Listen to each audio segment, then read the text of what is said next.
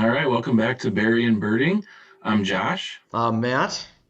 and today we're going to talk about another species of duck that shows up in our area um, in the spring and in the fall, and they kind of stick around all winter long, and that's the scaup.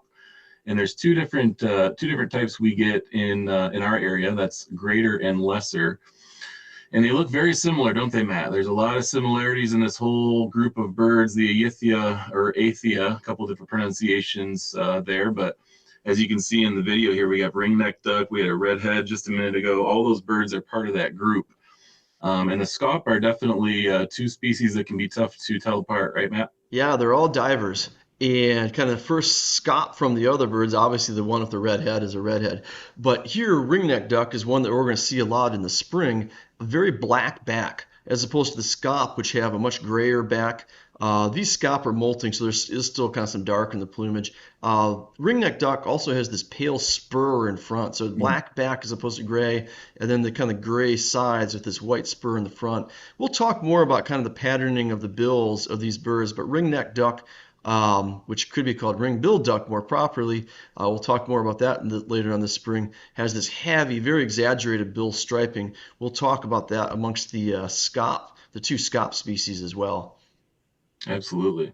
So there's a couple different field marks that you can look for to separate. Matt touched on a few as we're looking to separate that from a ringneck duck. But when you're looking at the two scaup species, the easiest thing for me, Matt, is the head shape. I feel like lesser scaup has that peak behind the eye, is what I've heard. That peak at the top of the head, and greater scaup has it more towards the front of the head, more rounded head That's structure. absolutely right. This very round head is the key thing you want to look at for greater scaup. The books will also talk about green head sheen for greater and purple head sheen for lesser. You'll see in this video, it's hard to tell what color the head sheen is. Another thing, if you can see it well, this picture frozen shows it. Greater scaup has not just a black nail of the bill, not just a tip, but the black extends kind of across a lot of the front edge of the bill. So there's a lot more black in the greater scaup on average than And there these is are greater, lesser. right? We're looking at greater These scaup these here. are greater scaup here initially, which locally we're probably about 10 to 1 in winter, greater to lesser scaup. Yeah, it does seem to be that way, and it's not always that way, right? I feel like other times a year, lesser scop is definitely, Yeah, I um, would say in the more fall it's at likely. least 2 to 1 lesser to greater, and some days it's 5 to 1 lesser to greater. Now here we get into lesser scaup. Here you can see the bird in front here has that much peakier crown that Josh mentioned at the outset. The greater scaup has this real round head. The lesser scaup has a much thinner head, and it's got this peaky crown at the back, and you'll notice very little black towards the tip of the bill as these guys are kind of swimming around and looking. Does have a black nail, but not much else. But that peak in the back of the head, that's the key lesser scaup feature.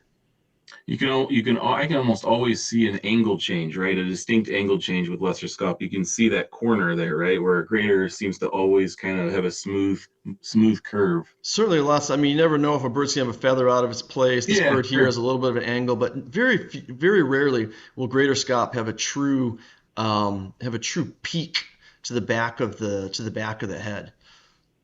And we're looking at males here, but I've seen a couple females swim by, right? They're the browner ones with the white Yeah, markings near the bill. the females indeed, yeah, are brown and can sometimes be mistaken for blue-winged teal with the big white patch in the front. But again, same with the greater and lesser. You're looking mostly at head shape. Here's greater and lesser together, again in a little bit different light, where you see the greater has a much rounder head, the lesser has this peak in the back of the crown. These birds are a little bit backwards as well, that there's a plumage character on average in breeding plumage.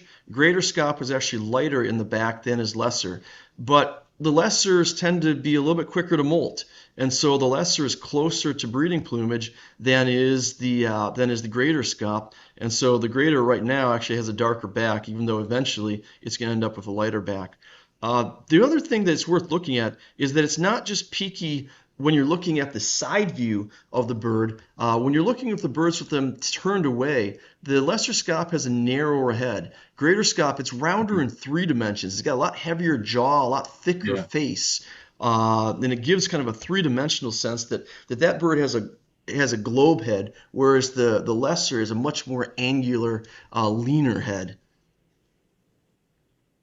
Yeah, and I don't know if this is, this is necessarily true, but I think I read this somewhere that greater scaup kind of keep a lower profile to the water, like keep their heads down a little more. And I found that to be true with lesser scaup. I don't know, they seem to kind of hold their heads up a little higher. I guess I I don't know if haven't you've seen that, noticed Matt. that. I'll have to look at that next time I'm at the piers. The other thing to realize is just because the bird has its head down, Sibley actually says they're easier to tell apart with their head down because this peak becomes even more Hmm. pronounced. That here's the lesser with the peaky crown, and the greater with just this round kind of head, kind of similar to what you just said. It kind of gives a profile of a much lower head as opposed to the taller, thinner head gives the lesser, looks like its head is held a little bit higher while it's here sleeping. Another view, here's a lesser that's kind of hidden behind a couple of graders. The grader is going to flash that wing stripe. We'll talk more about that later on in the fall. But that peaky head stands Hmm. out as compared to the rounder heads of the greater scaup. And finally, kind of here's a chance to compare female redhead in the front there with the female scaup with the much whiter, uh, full-on white foreface. Pretty birds. Gotta I love some actual sunshine, which we don't find a whole lot of right now this time haven't of seen much year. of that lately. You can see here as well, kind of these greater scaups are still molting. You can see that a lot of these birds are probably first year birds, have a lot of retained brown feathers, and now they're only now starting to get some breeding plumage to come in and really show through.